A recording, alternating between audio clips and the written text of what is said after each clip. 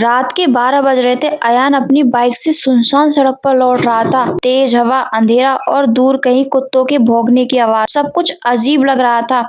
अचानक उसकी बाइक अपने आप रुक गई। न पेट्रोल खत्म, न कोई खराबी। तभी सड़क के कोने पर सफेद कपड़ों में एक लड़की खड़ी दिखाई दी।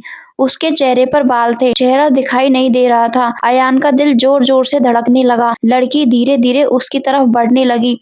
पूरा शरीर कांपने लगा। वह बोलना चाहता था पर आवाज नहीं निकल रही थी। लड़की बिल्कुल करीब आ गई और धीमी आवाज में बोली, कृपया मेरी मदद करो, मेरा भाई लापता है। तभी अचानक उसके पीछे किसी के तेज कदमों की आवाज आई।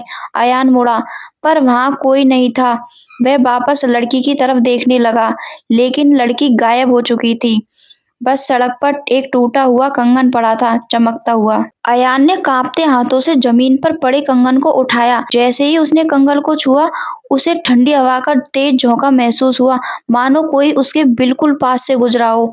डर के बावजूद उसने बाइक स्टार्ट करने की कोशिश की, पर बाइक फिर से बंद हो गई। अचानक उसे सड़क के किनारे एक पुराना टूटा हुआ घर दिखाई दिया, जिसकी एक खिड़की में हल्की रोशनी जल रही थी। उसे लगा वही लड़की वहां गई होगी। वह धीरे धीरे घर की तरफ बढ़ा। दरवाजा खुद ब खुद कर की आवाज के साथ खुल गया। अंदर अंधेरा था और दीवारों पर किसी बच्चे की तस्वीरें लगी थी और सभी तस्वीरों के कोने में वही टूटा हुआ कंगन चिपका था। तभी ऊपर से किसी बच्चे की चीख सुनाई दी, क्या बचाओ। आर्यन ने टॉर्च ऊपर की और सीढ़ियों के ऊपर वही लड़की खड़ी थी, पर इस बार उसका चेहरा साफ दिखाई दे रहा था और उसकी आंखों से खून बह रहा था। आर्यन डरते हुए पीछे हटने लगा, लेकिन लड़की ने हाथ उठाकर रोते हुए कहा, मत डरो, मैं तुम्हें नुकसान नहीं पहुंचाऊंगी। उसकी आवाज दर्द से भरी थी।